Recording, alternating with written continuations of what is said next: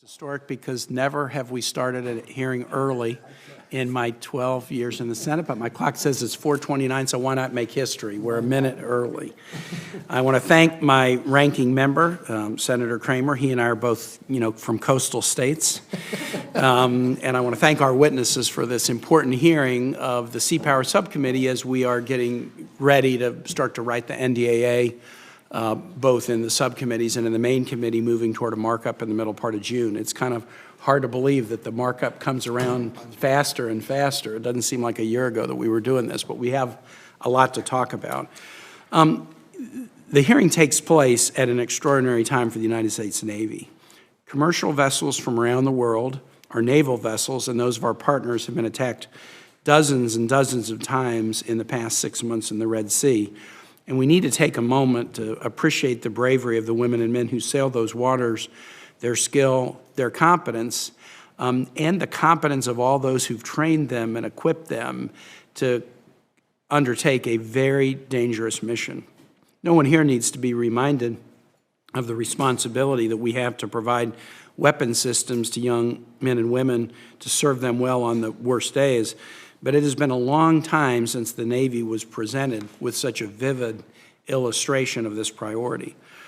This generation of senior flag officers knows that the difference between a successful campaign and a travesty can be as small as 1 or 2 missiles. Today in the Red Sea, where our warfighters are operating within reach of threat systems every day, those 1 or 2 missiles, 1 or 2 drones, or 1 or 2 USVs are out there waiting for our people and for our systems to slip up. And no one in this room would deny the difficult trade-offs between cost, schedule, and performance that our requirements officers and program managers work through every single day. But the Red Sea has to remind us all how well we balance those trade-offs ends up being measured in very concrete ways in times of crisis. For months now in the Red Sea, we've been in a position where we have to succeed 100% of the time. Not 99, not 98, with our sailors, many from Virginia in harm's way, those connected to the Enterprise and others in that strike group in harm's way. We have to succeed 100% of the time. A weapons system that delivers too late, it's too expensive to afford, or not mission capable when it needs to be, is not doing anything for sailors or Marines as they go into harm's way. And getting these trade-offs wrong will also consume taxpayer dollars that could buy real-time capability elsewhere. I don't say any of this as a critique. I just think we've been blessed with a very impressive, dedicated individuals in your positions over the past several years, but we're seeing in real time the consequences of decisions that have been made for decades that are now being relied upon to keep our folks safe. Despite the best efforts of all predecessors, we've watched as the performance of Navy shipbuilding has slowly declined. And this is something I know we're going to talk a lot about today.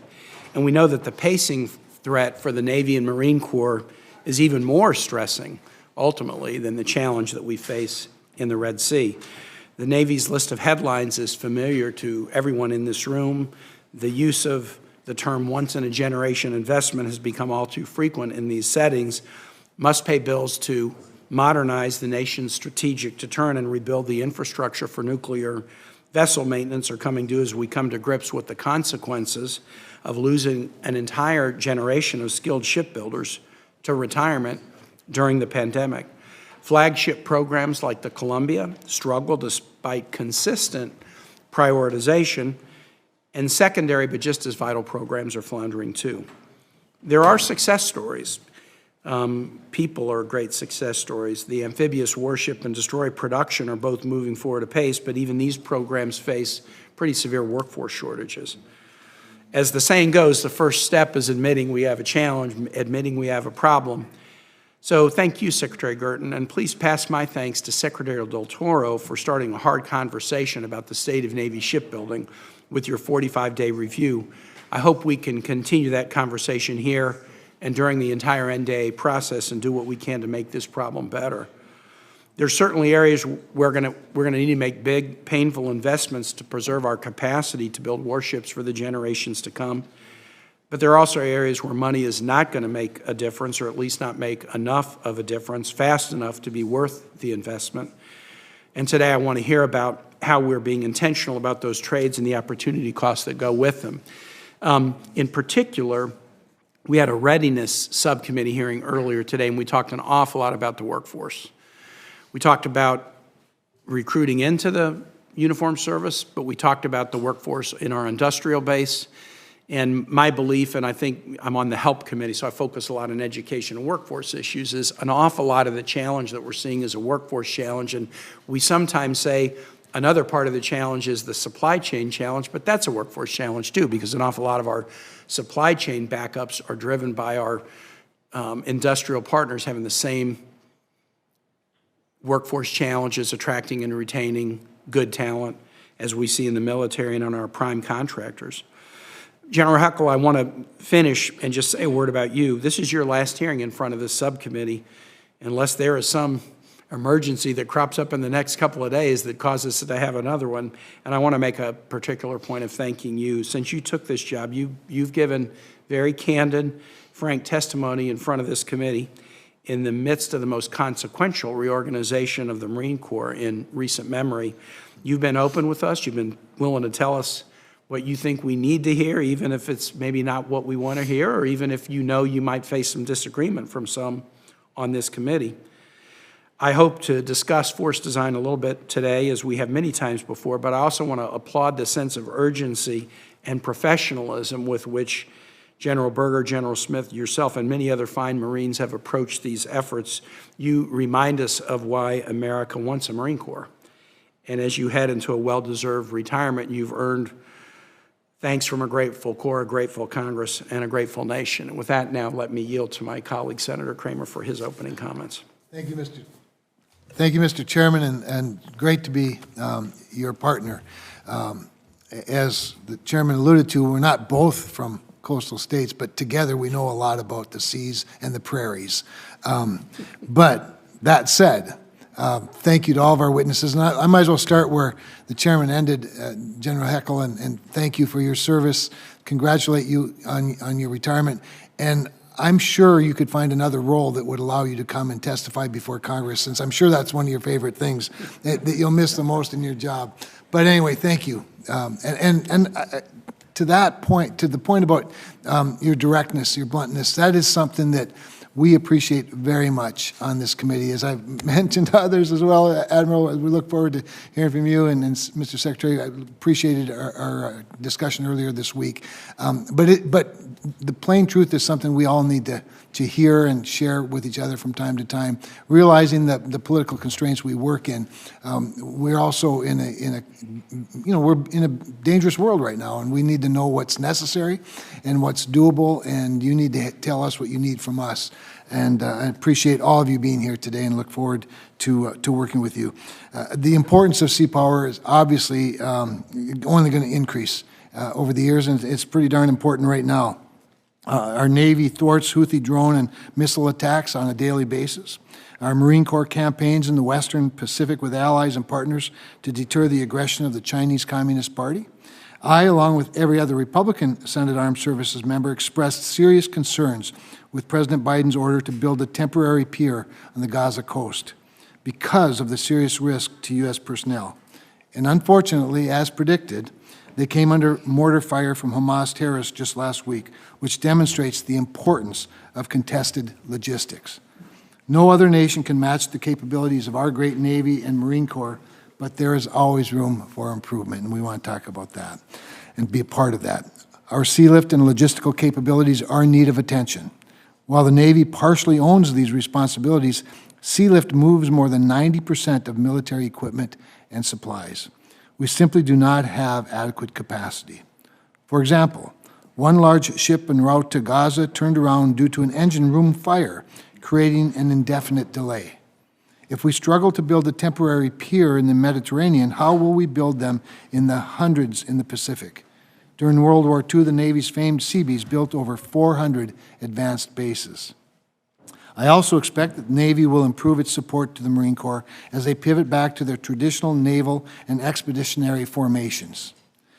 Amphibious ships are in a deplorable state of readiness. Only one amphibious ship out of 3 was ready to participate in this year's international exercise, Cobra Gold. Additionally, chronic instability of amphibious ship procurement puts the industrial base at great risk. A multi-ship buy of amphibious ships is desperately needed. Instability in shipbuilding is not limited to amphibious ships, as you know. Forecasted shipbuilding plans have seen massive variation from year to year.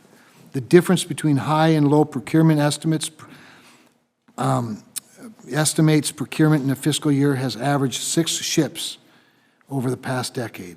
The December 2020 shipbuilding plan forecasted the procurement of 19 ships in fiscal year 2025, but here we are discussing the 2025 budget that requests just 6, a difference of 13 battle force ships. Industry investments, which take 5 to 10 years to materialize, require stability in shipbuilding orders. We need to send the right market signals and the right demand signals. I am also concerned with progress towards the unmanned fleet. The Navy wants to jump into large unmanned vessels while largely ignoring the transition of small and medium systems that can be deployed to the fleet much sooner. For example, the Navy never planned to transition the small unmanned surface vessel program. It has been thrust upon them from the outside. We must learn, experiment, and scale these emerging technologies ahead of our adversaries. The United States enjoys the most innovative commercial and startup ecosystem in the world, and we must harness this advantage for national security. Thank again all of our witnesses and look forward to the testimony. We needn't have introductions since we know you really well, so maybe I'll start with Secretary Guertin and then ask Admiral Pitts and General Heckl to testify, and then we'll open up 5-minute rounds of questions. Thank you, Chairman Kane and Ranking Member Kramer and distinguished members of the subcommittee. On behalf of myself, Vice Admiral Pitts and Lieutenant General Heckl, thank you for the opportunity to appear before you today and address the Department of Navy's fiscal year 2025 budget for seapower capabilities. We'd like to thank this subcommittee for your leadership and support in shipbuilding, naval aviation, and ground programs, and to maintain maritime superiority in defense of our nation. Thank you also for mentioning the sailors and Marines operating around the world. As the action over the recent weeks have shown, support for our allies remains resilient on a superior naval force, strategically postured to adapt to consistently evolving geopolitical challenges and threats.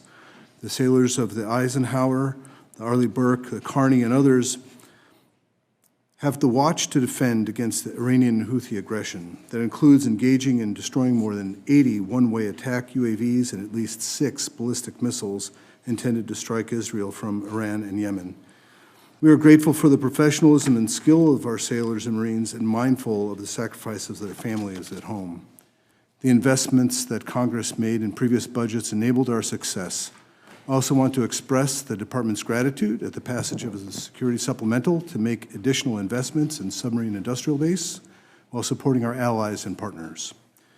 As we look forward to 2025, the actions of the Navy and Marine Corps team reassures international allies and partners, deters potential adversaries in response to those who threaten the lives of our sailors, Marines, and civilian merchant mariners engaged in lawful international commercial activities.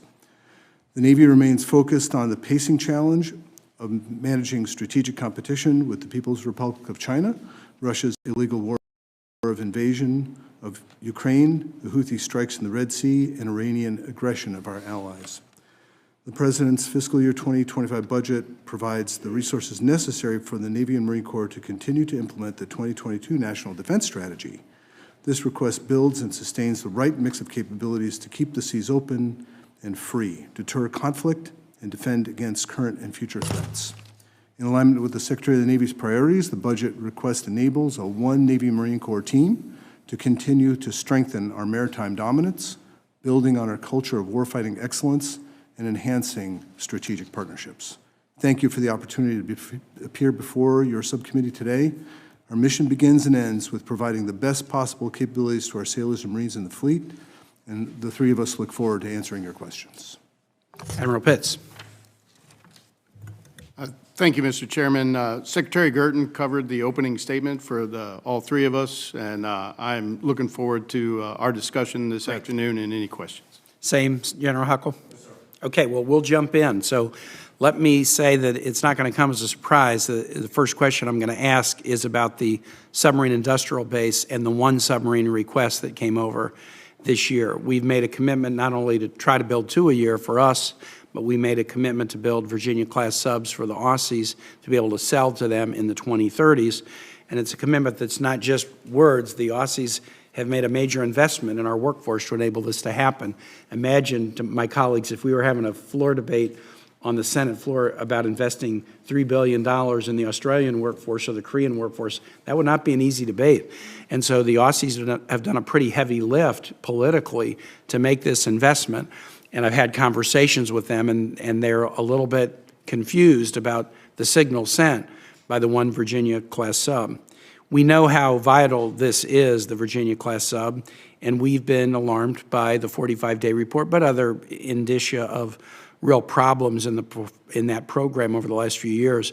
And a lot of it is on the workforce. We talk a lot about the workforce and supply chain development, and it seems like we talk about it a lot, try to push the boulder up the hill, but only make incremental advances. Earlier in the readiness hearing, Senator Blumenthal was saying we need to see kind of a great leap forward on this, and we're not really seeing it.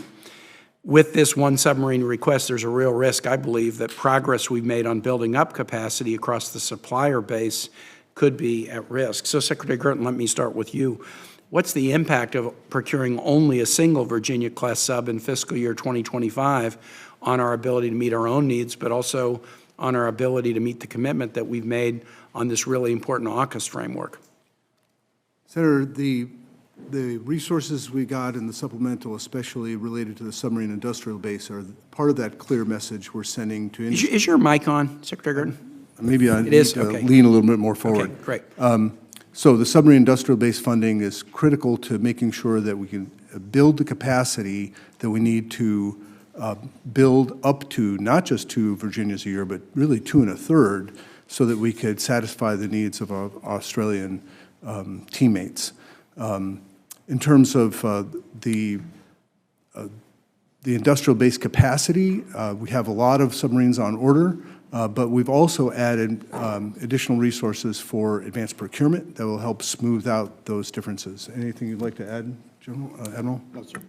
Let me ask this just to follow up. If workforce is a significant component of these delays, and we've known it for a while, and some of these industrial investments that we're making are to build a workforce, what are you seeing in kind of early returns, priorities, projects, initiatives that are showing some signs of success that might give the committee confidence that we'll get to where we need to with respect to these programs? We've had some tremendous success in not only getting the message out that the Navy is hiring, not the Navy, but also industry. The industry we need to build, say, submarines, but also other parts of the Navy as well. So we are seeing some definite improvement in the hiring rates in industry, but also the training that we're working with industry, with organizations in Virginia, in New England, and other places to improve the breadth of people we have available to do this waterfront tradecraft work, as well as the engineers and logisticians and other people in support of the work. And Mr. Secretary, based on the conversation we had yesterday, just to share with the committee, I find it interesting that you talk about the greening of the workforce in the ship and subspace. Many of our workforces in the country have a graying workforce where huge percentages are within 5 years of retirement. That has its own set of challenges. The greening of the workforce could be a good thing down the road if we can convince people to stay, but it also creates some significant challenges in production capacity now. Could you talk about that a little bit? Thank you. Yes. So as the challenges of COVID made themselves manifest, we found a lot of the production work that was going on was being done by seasoned veterans who really knew their craft and needed very little supervision. But as they were retirement eligible and the challenges of working in a close proximity environment, I mean, you can't do shipbuilding over teams. They retired. And we were able to hire in new people, but they required more supervision. Their first-time quality wasn't as high. So that caused some challenges with some of our marquee programs. And unfortunately, it was where we are with, say, Columbia, is it probably wasn't going to get any better than where we are. Now, some of our other ship programs, we certainly are engaging with industry to improve, and happy to be transparent with you about the work we're doing in that area. I'm going to stick to my 5 minutes and now yield to Senator Kramer. I will have more questions in a second round once others are done. Senator. Thank you, Mr. Chairman. And on that point, Secretary Guertin, I call it the reverse hockey stick, the acceleration of a project, with multiple experiences throughout it. And I think Tim really hit the point. At this point, we're starting with some fresh workforce. But what do we have to do differently to make sure that fresh workforce turns gray while still building ships, or at least stays with long enough to get up to the speed of the adversaries? The investments we're making in training and improving that capacity has to be met with investments with industry so that we can work on this problem together. We'll do what we can to help them, but it's their business. And they're already appreciating some of the challenges with not being able to deliver in terms of the timing associated with their incentives, right? If they're behind on schedule, they're missing out on profit. So this is our problem together, and we're going to work it with industry. But what we found is that getting people out to the waterfront or in these places where it's physical labor, it's interesting, and it's something you can build a career out of. There's ways of advancing in terms of going in as an apprentice and then becoming a journeyman and then a supervisor. These are great jobs for doing great work for this great nation.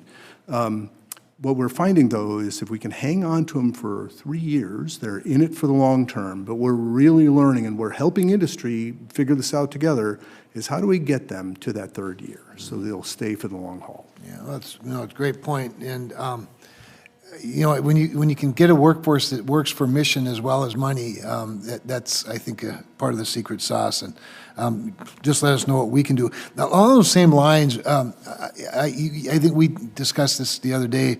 I was recently in San Diego and in L.A. I visited NASCO, as a matter of fact, and learned a lot about some of the things you're talking about right now. But I also visited the Air Force's Collaborative Combat Aircraft, a couple of the programs, and was, I don't mind telling you, a little bit excited about the recent awarding of what I would consider, of the 5 companies that were competing to move forward, the 2 biggest disruptors were chosen in Anduril and General Atomics. And there are other examples of how we've sort of expanded our industrial base. The Army selected Palantir for its Titan program. Obviously Space Force, which is new, is only really successful because of some disruptors in industry that sort of kept space alive. SpaceX, eSpace, and a newer entrance into things, Rocket Labs. So clearly the fleet's done a good job of experimenting. In fact, I think the Navy has the best research and development lab in the military. But can you describe any major Navy programs that not just prototypes that have been awarded, sort of innovative or non-traditional contracts or companies that have been able to get in the biz, if you will, and show some real innovation? We've done some amazing innovations in the area of unmanned surface and undersea vessels. I'll let Admiral Pitts talk about that. I did want to talk about how the Navy's effort in kind of larger collaborative aircraft, the MQ-25 refueling aircraft, and we're making great progress. A little bit of a stumble to get that started, but Boeing is doing some important work in getting that aircraft through its testing so we can get into production. We need that refueling jet in a big way. Admiral? Thank you, Mr. Secretary. For innovation and getting things out much quicker, we have had some recent success in that we stood up in the Navy a Disruptive Capabilities Office to take emerging operational problems from our fleet commanders, swarm it, work with industry, work with all the experts on the appropriate experts on the OpNav staff to include contracting and acquisition, and see if we can deliver a very fast solution and capability to our fleet commanders. And we're working hand in hand with OSD's replicator effort, which is scaling some of those smaller unmanned systems to meet operational challenges. And in that, we're introducing some newer companies and different companies that are showing innovation at scale, sir. While not wanting to offend the chairman in any way, since he kept to 5 minutes, I'll do the same for the first round, Mr. Chairman. Thank you. Thank you. Senator King's up next. I have a reputation around here for being reasonable and calm. Today, I'm not going to be. The budget for directed energy in the Department of Defense has fallen by 50% in the last 2 years. We are spending $4 million to shoot down a $20,000 drone from the Houthis. What in the hell are you guys thinking? The Navy directed energy budget has gone practically to nothing. I don't get it. We're in a world of drones and low-cost missiles and low-cost drones, and this is the technology that can do something about this, and you're cutting the budget in half. This ought to be the highest priority. You ought to be doubling and tripling the budget, not cutting it in half.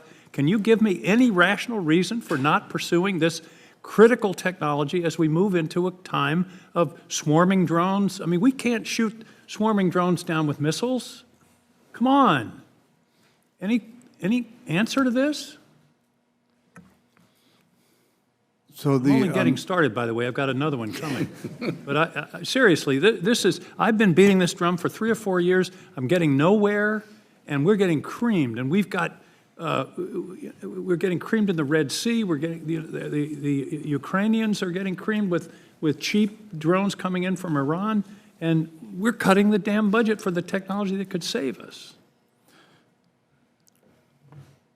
The warfighters out in the fleet are using the tools they have to do the work they need. Yeah, but we're not giving them the tools.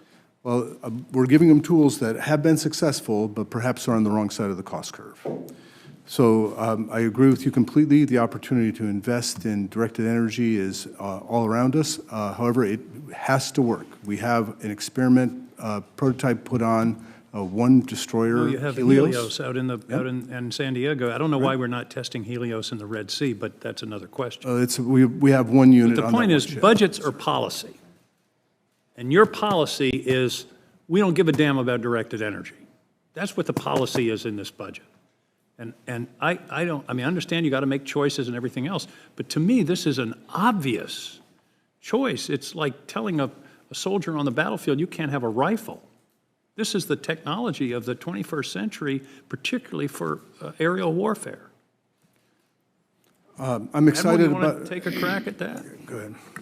Wouldn't you like to have directed energy on those destroyers? Yeah, thank you, Senator. Yes, sir, we would, and we are continuing efforts, and it is an absolute valid point that our budget was we reduced our budget in this particular area of directed energy.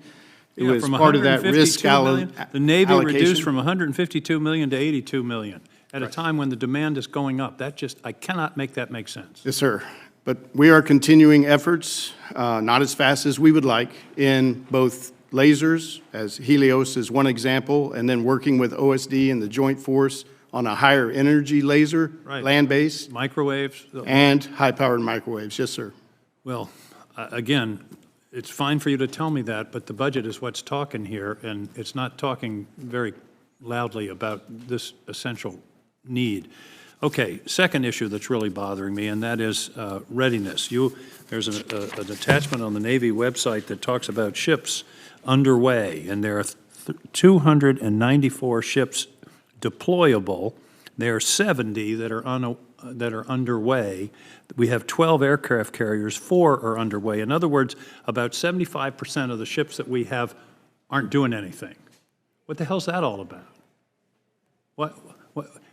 And by the way, I did a little research today in the Carnival Cruise Line, and I know there are differences, but 90% of their ships are available all the time.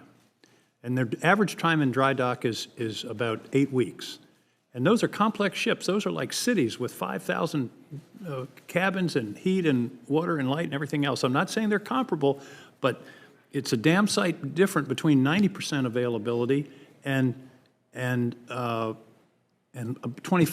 availability. And you well know as well as I do, a ship goes into one of our maintenance facilities and it's there.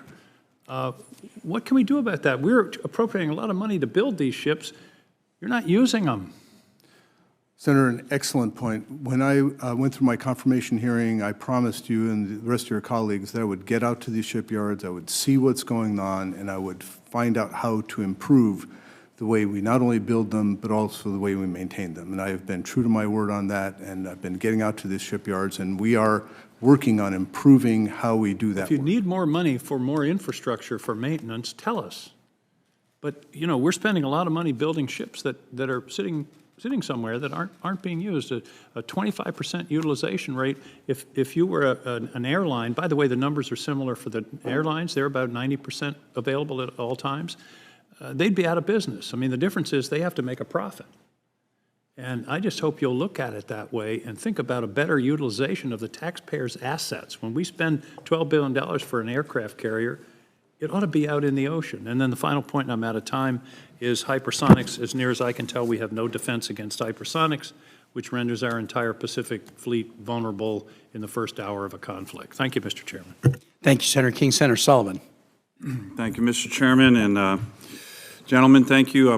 We had a readiness subcommittee hearing with the vice chiefs just about an hour ago, so I'm going to repeat some of the questions, but I'm going to follow up on Senator King's question, Mr. Secretary and Admiral. I asked the Vice CNO in the hearing we just had. So assume you have a magic wand, right? Meaning you can get done whatever you think you can get done. The knuckleheads in Congress aren't in the way. The President of the United States, who, my view, keeps putting forward budgets that don't reflect at all the sense of urgency and national security challenges, those aren't limits. If you guys, in terms of our shipbuilding, we didn't talk about amphibs, 32% of the amphib fleet is ready. 32%. Holy cow. Like, Marine Corps can't deploy. The Boxer, you know, the big deck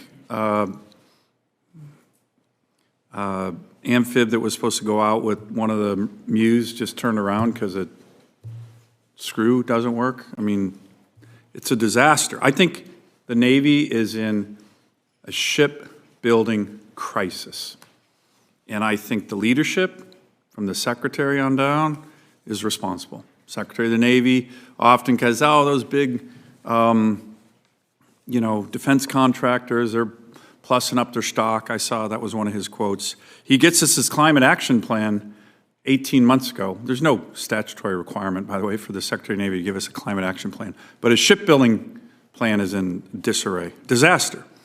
So back to my question. Magic wand, no budget constraints. To Senator King's question, I think, I just met with a bunch of Republican senators on the Armed Services Committee this morning. We are ready. You want more shipyards? You want private shipyards? You want public shipyards? Because this is an existential challenge to the United States. Why? Because the Chinese are cranking out 10 to 12 high-end Navy ships a year. That's the challenge. So for the two of you, what would be the top three things? Magic wand. Anything you want. We will give you, and I actually think we're close enough, all of us, to do that. What do you need? We're America. We can build ships faster than the goddamn Chinese Communist Party. But right now, we're not. And they're eating our lunch. And if we go to war with them in the Taiwan Strait, it could be really ugly. What do you need, Mr. Secretary, Admiral? What the hell do you need? So I probably am not well advised to take you up on your offer. Why not? I would have to Aren't tell you in charge of this? The biggest thing that we could use, honestly, is more capacity for repair and construction. Okay, so what does that mean? Do you need means, more? we You need need- another shipyard? Public, private? Honestly, we could use more shipyards. Okay. That would be an amazing place to end up. But China has been investing for 30 years on their ship construction activities. And they are captured, I think, half of the commercial shipbuilding market right now. That means that we, as America, would need to value commercial shipbuilding as highly as they have in order to beat them at that game. Well, Your testimony is a little depressing. We can beat China at the game, right? Look at our history. We can do these things. We're America. We need leadership. We need ideas. Admiral, what's your idea? Magic wand. Sir, I agree with Secretary Guertin that the additional capacity, if you look at our shipbuilding plan this year to achieve our 381 ships per our requirement from the BIFSAR, it relies on our current industry to achieving the capacity and delivering our ships on time and on budget, along with resources to sustain that large of a fleet. And the number one item would be capacity, whether that is through outsourcing, through another yard. Can you guys just dig into the concept of capacity a little bit more? Like, dive deeper on that. What do you mean by that? And what can we provide you? The Maritime Statescraft Initiative that Secretary of the Navy started talking about and has been working across other departments is a good place to start the conversation. And one of the things that we stepped away from in the 70s and 80s was valuing a commercial shipbuilding industry. So that's a policy thing that together, Navy and Congress and Department of Transportation, my personal opinion is we need to go back and revisit valuing building commercial ships as a part of what makes America strong. Well, look, I'm going to wrap up here, Mr. Chairman, but whatever you guys think, give us your big ideas. Maybe for the record, go back, noodle on this a little bit. This is your job. This is your opportunity. The history of our country is very promising in this regard. My team and I were looking at 1937 to December 6, 1941. A lot of people think we started building ships after Pearl Harbor, which we did. We actually almost tripled the size of the U.S. Navy before Pearl Harbor.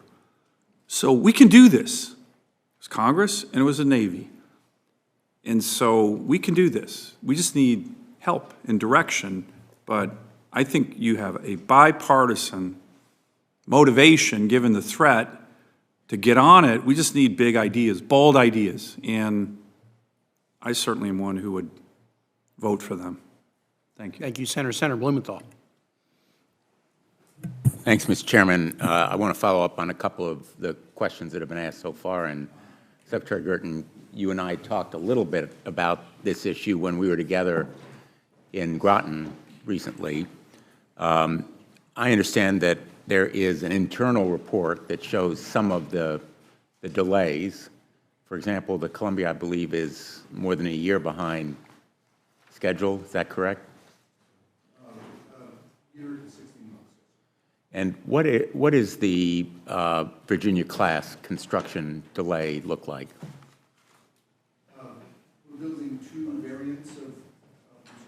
I'm sorry, we're building two variants of the Columbia, of the Virginia, and one of the variants is up to 24 months behind, the other is 36 months behind. So we are not just failing to build in terms of planning, we are way behind right now where we should be.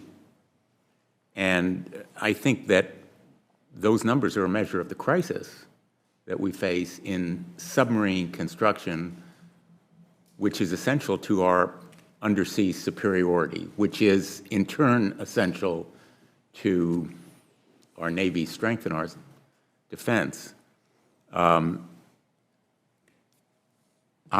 am really at a loss for why we are planning on failure. And this is not personal, because I know the bed was on fire when you got into it. You're not, responsible for a lot of these delays, but all of us are responsible right now for a failure to invest if we, in fact, fail. The American public has no idea about this situation. My guess is that the numbers of people who really are familiar with it could fit on the floor of the United States Senate. But they're going to learn about it when that failure becomes apparent with the threats to us abroad. And it's not just the production capacity electric boat, or in Virginia, there are literally, for every one of those submarines, 16,000 suppliers. 16,000 suppliers for whom the demand signals are, we ain't doing it anymore. In effect, go put your workforce on something else or disband your workforce. So it's not just the 5,300 people that Electric Boat has to hire, it's also the workforce for those 16,000 suppliers. And I would just repeat the request from Senator Sullivan. Tell us what you need, not what the budget is. The budget, I recognize, is not your doing solely, but whether it's in a classified setting or in some other setting, give us what you need, and then it'll be on us to meet those needs. Senator, I'd be happy to engage in that conversation. I will have to say that the problem is pervasive, it's deep, and it's broad. Our estimates is that just for getting to 2 1/3 plus, Virginia's plus 1 Columbia, we're going to need up to 10,000 more people, not just tradescraft, but also engineers and the other elements of support for the people on the waterfront doing that work. We have a big lift in front of us, and we are gearing up for it. We're using the supplemental to engage with industry and create those trained people. It's going to be a long, hard run, but I'm ready to run. I'm with going to interrupt, and I apologize, but it can't be long. It may be hard, but long is not acceptable, because long is, in effect, saying we can't do this in the time that we need to do it. Thank you for that correction. I want to second the point that my colleague Senator King made. I recently visited our base in Jordan, the joint base that we have with the Jordanians, and I heard a briefing on the Tower 22 drone attack, which is frightening, not just because we lost 3 of our troops there, but because the drones that were used there essentially are going to be the wave of the future. They're cheap, they're low-flying, they're slow, they fly at about the rate of a car, and they're unstoppable if they come at us in swarms right now with what we have. This technology is a matter of keeping our men and women alive when we put them out in those locations with the asymmetric warfare they have right now. We're trying to combat them with missiles that cost millions of dollars. We don't have enough of them, and then they're not as effective as we need to be against them. So I'll follow up on this line of questioning as well. Thanks, Mr. Chairman. You bet. Thank you. Senator Peters. Thank you, Mr. Chairman. Gentlemen, thank you for your testimony here today and your service to our country. I want to follow up on some of the questions related to the submarine program and the industrial base. And Senator Sullivan talking about, and my colleagues talking about, what more do you need? However, it seems as if you do have a lot of money been appropriated for this. So it's not a lack of cash, but you just can't keep throwing money out there and not doing things differently. In fact, I think Congress has allocated about $3.3 billion in the recent National Security Supplemental to support the submarine industrial base. So there are plenty of resources there, and I would argue that there are a lot of suppliers out there that do have the capacity and do have the workforce. I speak from our industry and our industrial base in the state of Michigan. One thing we do in Michigan is we know how to make things. We're a major manufacturing state, and precision manufacturing is what folks do day in and day out. Highly skilled union workforce is available there. And I know we have a number of suppliers that currently provide material for the submarine program. So my question for you, Secretary Guertin, is that to what extent are you looking at existing industrial suppliers that are able to provide immediate capacity to be able to shorten this time lag that you have with the submarine programs? Certainly I'd want to work with you in Michigan, but to what extent are you looking at a very well-developed and mature industrial supply base in Michigan to help solve the problems that you're dealing with? Thank you, Senator. It's amazing opportunities that we have for pushing work out of the waterfront activities where we have these major shipyards into other places that can build large sections or even smaller pieces that make up this overall thing we call, in this particular case, a submarine.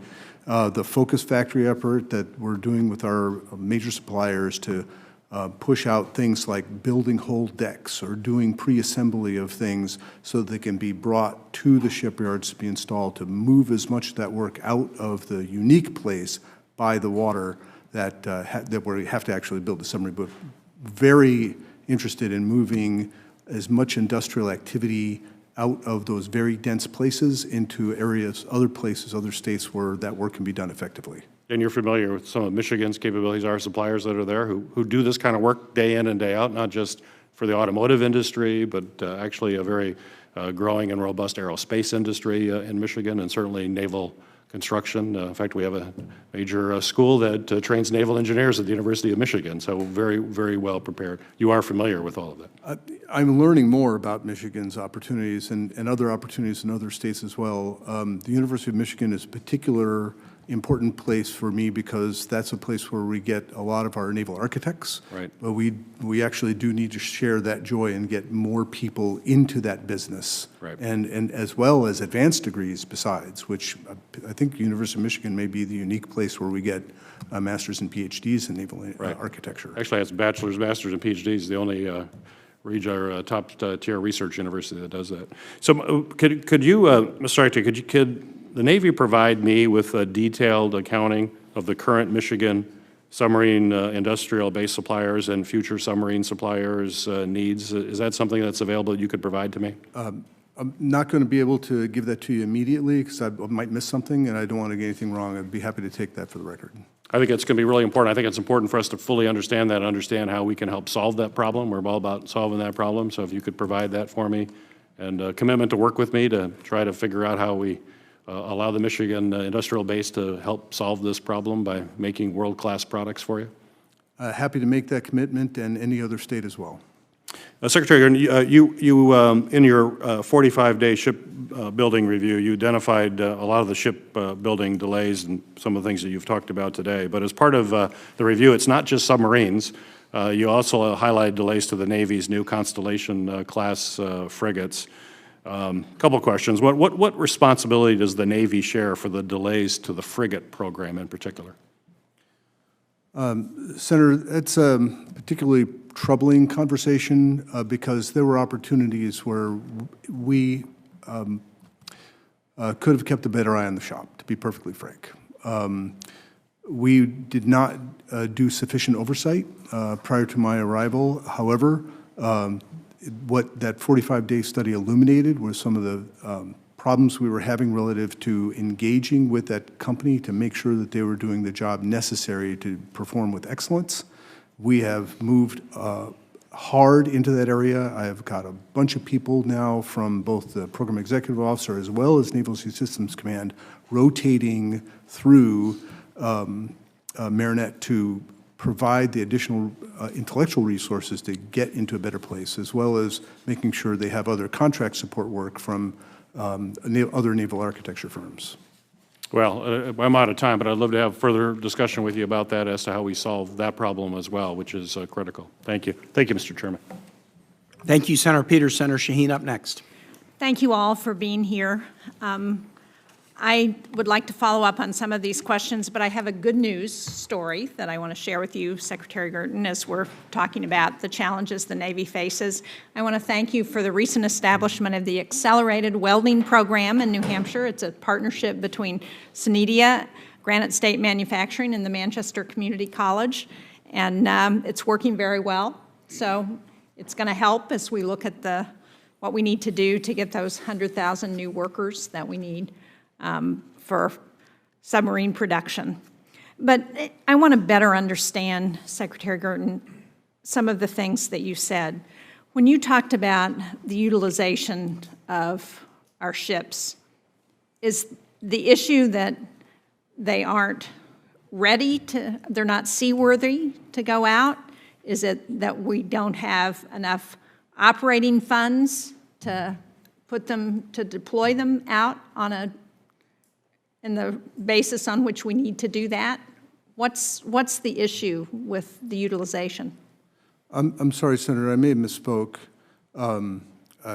Maybe Admiral Pitts would like to jump in and about what it takes to make our ships more ready to go to sea and keep them at sea longer.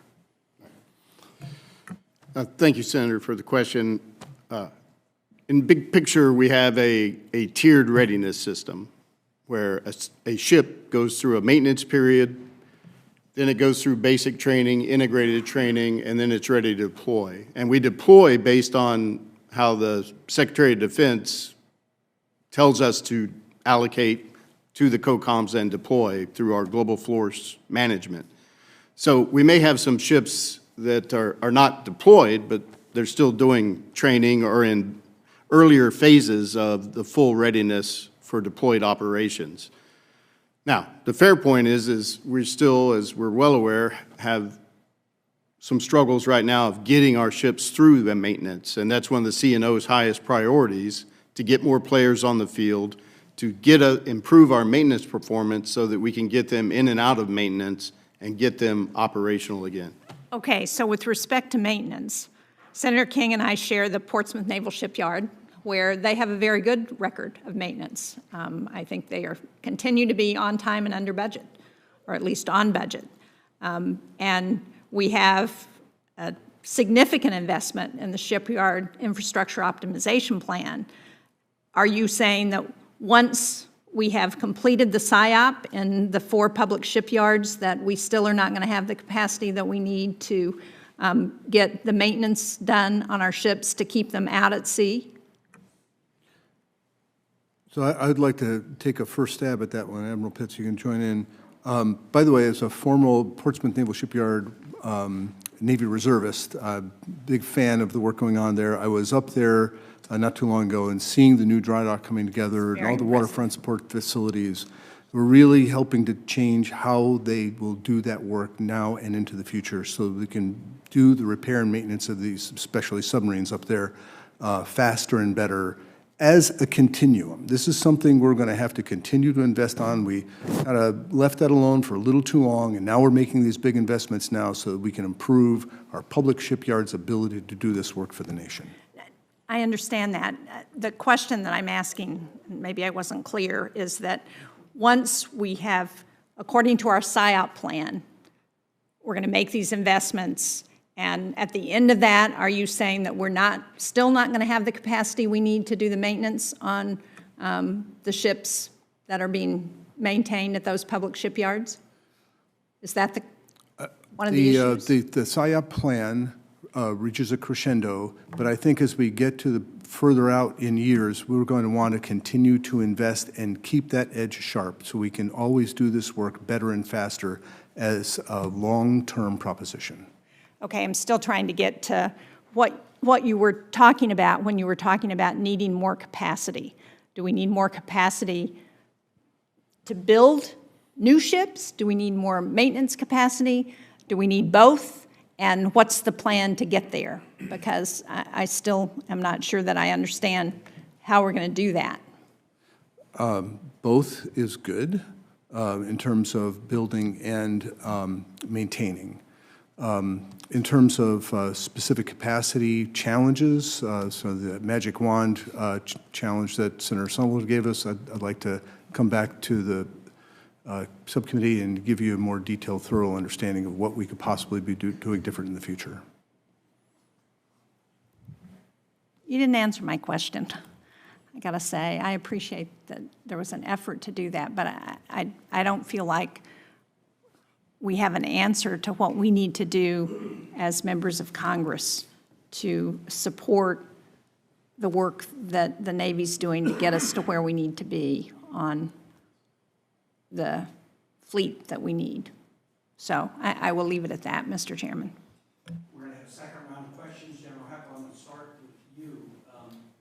And it's an Indo-PACOM reality that congested logistics is going to be a significant challenge in the Indo-PACOM. And Indo-PACOM, Transcom, some better of that problem, but the Marine Corps logistical issues. So how within the force design and the Marine Corps planning are you working to provide options to commanders to support logistics for stand-in forces who are within an adversary's weapons engagement zone? Sir, thanks, and I was enjoying the show, so don't feel obligation to ask me a question, sir. So, hey, sir, I'll just say, you know, we've gotten after this from the beginning with Global Positioning Network, which is rethinking everything from maritime pre-positioning to, you know, because the conclusion, the assumptions we made before about our force was that we'd be able to dump an Iron Mountain somewhere and they would be okay. That's never going to happen again. Never going to happen. To Senator King's point about hypersonics, right? So we have to rethink everything. So the way we approach this is in a multi-tiered. We do have a Marine Corps concept for logistics in a contested environment. We've gotten after that as well. And as you know, we have fielded 2 prototypes of autonomous low-profile vessels, semi-submersible narco sub that's almost impossible to track. We prioritized our focus of logistics. I told my staff, focus on lethality, right? Good allies and partners. I met with the Commandant of the Philippine Marine Corps today. Our relationship is getting tighter and tighter every day. Our allies and partners are going to be there for us in a lot of ways. You know, chow, you know, other things. The discussion becomes a little more testy when you start talking about lethality, things that we can launch. And so we're focused on lethality. So the ALPV, the Autonomous Low-Profile Vessel, is form, fit, function for 2 naval strike missiles to get those to resupply points inside the weapons engagement zone of our pacing adversary. So I think we're moving out on this, sir. And, you know, and as you know, we've chartered a couple of vessels, stern landing vessels. One's about to move forward to the first island chain with the 3rd Marine Littoral Regiment, and we're going to start experimenting with it now, and we'll iterate and make adjustments to where we're going. Let me ask you a follow-up. I want to ask about a UAS question, Indo-PACOM or anywhere. How are you working to counter the prevalence of UASs to defend against them, but also to incorporate UASs into your own formations? Well, sir, so to your point about logistics, one of the UASs we've already fielded is the TRUAS, the Tactical Resupply Unmanned Aerial System, and it doesn't do heavy payloads, but think chow, water, parts, and it has the range to do it within the first island chain, the range we need. As far as countering, as you know, we've already fielded the Marine Air Defense Integrated System, Madison, LMATIS, which is a little bit better on the cost curve, right? Fielded with things like Stinger, and it uses a 30-millimeter cannon. And now, the swarming part that Senator King is talking about, I think technology is catching up. I actually had a discussion with a couple of industry partners today at Modern Day Marine about because I specifically asked that question about swarming technology. Probably not going to be lasers, not point defense, but when you talk about large mass swarming, you need things like high energy microwave, right? They can just drop masses of them at one time. And I'm going to tell you, sir, I'm confident, 100% confident that technology is going to catch up to that, and we will field those and we will get on the right side of the cost curve. Until then, we'll keep pursuing other things like we're looking at APKWS, Advanced Precision Kill Weapon System, a 2.75 rocket, much more affordable than SM-6 and SM-2s and Evolved Sea Sparrow missiles. Secretary Guertin, Senator Peters asked you about the frigate and the challenges with that. You said something to me in the office yesterday that I would like my colleagues to hear, which is that part of the problem with the frigate was the way we contracted for it. It's great to do a fixed price contract. That's great for predictability. But if you do it on a first in class, and then the first in class has a lot of changes, you're pretty much guaranteed that that contracting vehicle, which looks good up front, may not be such a good contracting. Could you share that insight? One of the things I've asked my team to do as a result of the 45-day study is to examine the way we balance risk with industry, the way we manage our incentives and the way we structure those kinds of contracts to make sure that we're utilizing the right tool at the right time. And that's it's an example of perhaps not using the right tool at the right time. I think that at this point, I'd have to say it's the only bad example we have of big structure in terms of using fixed price in one place and cost plus in another. But one of the other things that came up through that study is whether or not we're using the right balance of incentives and whether or not these publicly traded companies and how we reach to them and motivate their behaviors through the structure of profit we're going to take a fresh look at that and see if we can, first of all, do that better risk balancing between government and industry, and also make sure that our incentives are effective. And then before I hand to Senator Kramer, the other thing about the frigate is you go into it with a plan that, okay, here's a platform that exists and will basically replicate 85% of the existing platform and 15% will be new. By the end of the design, it's 15% existing and 85% new, then you're going to have some challenges getting the job done. And I know that's a lesson from that as well. Senator Kramer. Thank you. I'm going to ask one sort of open-ended question about the budget from a different angle. I mean, I get if you could have more, you want more capacity, and we're struggling to understand what that is. But if we're stuck with this flat budget, or really inflationary, inflation-adjusted negative, budget cut, what areas of this budget assume the most risk in your mind? If we're stuck with what's been presented, what areas represent the greatest risk? And each of you could answer that. Admiral, do you want to take the first crack at that one? Want me to start? Oh, yeah, please do.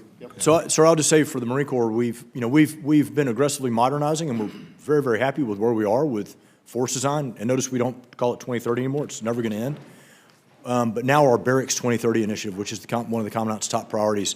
So with this kind of budget, that pressurization on top, where I will take risks, sir, is in my war enterprise planning team. So it's modernization. So we will be forced to slow modernization. Senator, we think the priorities as laid out by the CNO and the SECNAV were the right priorities given the resources that we had allocated. Where we took risk is in our future fleet. Some of our, we have the fleet in being. We're going to modernize the fleet that we have. Where we took risk is those follow-on platforms to replace some of our legacy things, such as SSNX, delaying procurement, Air Wing of the future. We have some risks there.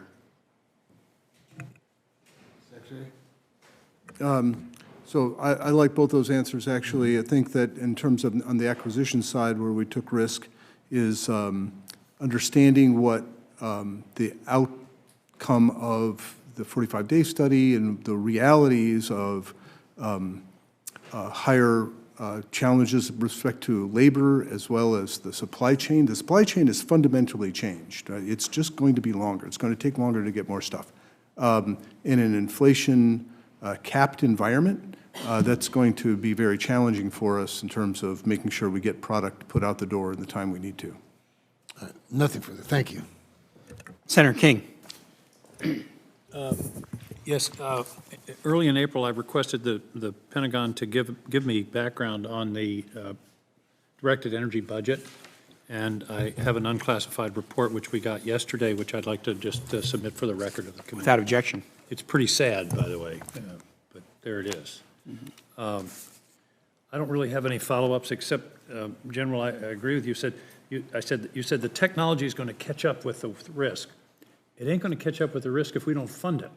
If we don't do the research, the prototyping, and the development, it won't work without the investment. And that's the point I'm making. And I came into this meeting with a cold, and you managed to help me clear my sinuses earlier, and I appreciate that. But seriously, I hope you'll go back and think about directed energy because it just makes so much sense, and it's a place where the cost benefit is overwhelming.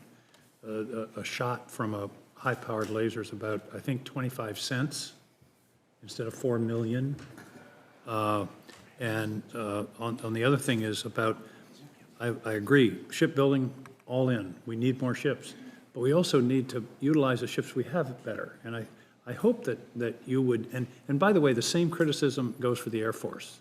If they were sitting here, they'd be getting a load of this too. These are expensive assets, and we should be using them more efficiently. When the private sector invests in a capital asset, they use it. Those mills are open 24 hours a day. And so it would seem to me that it would be cost-effective to really study maintenance patterns using AI to predict maintenance, what could be done on ship? For example, I think every ship should have a 3D printer, so you don't have to bring it into a dry dock to get a part. So I hope that this is an area where you would really do some study, because 25% utilization of these very valuable capital assets is just unacceptable. So I appreciate your testimony here today, and Mr. Chairman, I appreciate your holding this hearing. Thank you. Absolutely. I have two more items that I would like to ask about. So, and they're both related to AUKUS. So I'm going to go AUKUS Pillar 2, then AUKUS Pillar 1. So AUKUS Pillar 2, talk about, we're very familiar with Pillar 1. Pillar 2 is more open-ended. So I'm curious how both the Navy and the Marines are thinking about AUKUS Pillar 2 and our engagement with Australia and the UK. Just give us a little status report. Thank you for the question, Senator. We are fully committed to AUKUS Pillar 2. We work very closely with our Australian and UK counterparts in every domain that is underneath my charge: air, surface, undersea, science and technology, and digital warfare. We have efforts moving along the technology areas that are called out for AUKUS Pillar 2, whether that's hypersonics, undersea capabilities, AI, ML, and it's a very strong relationship, and we are charging out there to help make us all stronger. General Heckl. Sir, I don't know that that the Marine Corps has much in Pillar 2, but I failed in our office call the other day to mention on Pillar 1. We're actually doing in the vein of the stern landing vessel. You know, we've gone to industry and chartered ships. Hornbeck Offshore is the first one that will soon be heading out to the first island chain. We're doing a foreign comparative test with Australia's sea transport. It's going to be a cooperative operating agreement between the two countries, and we're super excited about it, sir, because the Australians, specifically, nothing with the UK other than we like getting on their boats and flying fifth-gen fighters off of them. But for the Australians, sir, there's a lot of promise there, and they know the theater better than most, so excited about that. But from Pillar 2, sir, I think our equities are minimal. Let me ask now back on a Pillar 1 question, although it's a little bit broader. So, Secretary Guertin, I'm going to put you on the spot on this one. We got to get to 2+1, Virginia +1, Columbia, and then we got to get to 2.3+1 to meet the commitments that we've made in the AUKUS framework. Based on the investments we've made, based upon the investments that we have committed now in the SUP, based upon the investments the Aussies have made, based upon the 25 budgetary requests, based upon what's in the fit-up for the submarine industrial base, when should we get to 2+1, and when should we get to 2.3+1? I'm going to give you a couple of dates, but if I get it wrong, permit me to catch up with you. I believe we'll get to 2 Virginias by 28, and I think it's 32 that we get to 2 1/3. I see Admiral Pitts sort of nodding yes. Is that generally your understanding as well? That's the general understanding, yes, sir. So 2 by 28 and 2.3 by 32, and the commitment that we've made to the Aussies is to sell them 3 to 5 Virginia-class subs in the decade of the 30s. So if you get to 2.3 by 32, then let's see, 0.3 times 9 is 2.7, and so you're kind of maybe not quite getting to 3 in the 30s that you would be able to sell. I mean, obviously that pace, and they want to buy at least 3. They've said they might buy up to 5. And look, I think some of the Pillar 1 is still kind of open-ended in the sense of if they start buying the Virginia class and they really like them and they're interoperable and they learn how to maintain and operate them in an interoperable way with us, there might be a decision down the road, like we'll just keep buying Virginia class and working on that together rather than build a different design that's off a kind of a UK framework, even though there would be a lot of US technology in it. But am I wrong to do the math that way? If we're doing 2.3 by 32, we're not going to be able to sell them 3 in the 2030s. I think the first 2 are actually existing Virginias, and we're going to backfit ours. We're going to plus up ours in the future. So I think we can get to 3, even to 5 by the end of the 30s. Well, 28's not far off. I mean, you know, to try to get to 2 by 28, because what are we at now, like 1.3? We are investing mightily, sir, as you mentioned, in improving our ability to do this business. And then when are we going to get to one a year Columbia? Well, we're committed to serial production starting in the third boat, and that's where we have to start one a year. And I am confident we will get there, but we're going to have to run fast to get to it. Yep. Well, I think that seems to be a theme of the hearing. We're going to have to run fast to do what we've said we're going to do, and we need to both provide you the resources to run fast, but we also, again, on the workforce issues, I just worry that some of our issues, cannibalize one workforce to meet another, or one regions to help another's. We're not necessarily growing the net, and we've got a declining birth rate as a nation, and we got an economy that's pretty hot right now where people have a lot of competition for other jobs, and I don't see that necessarily changing. So, I appreciate, was it the Academy Awards? Yeah, when I see an ad for the submarine industrial base during the Academy Awards, that's different. That's showing like, hey, we really are reaching out in a non-traditional way. But we're going to have to do a lot in the non-traditional space, I think, if we're going to have the workforce to meet the kind of dates that you are stating before the committee. So it's been a good hearing. We appreciate your service. We appreciate you being here. I will offer to my colleagues the chance to submit questions for the record by the close of business tomorrow, and if they are submitted, I hope that you will be both prompt and comprehensive in your response. With that, the subcommittee adjourns.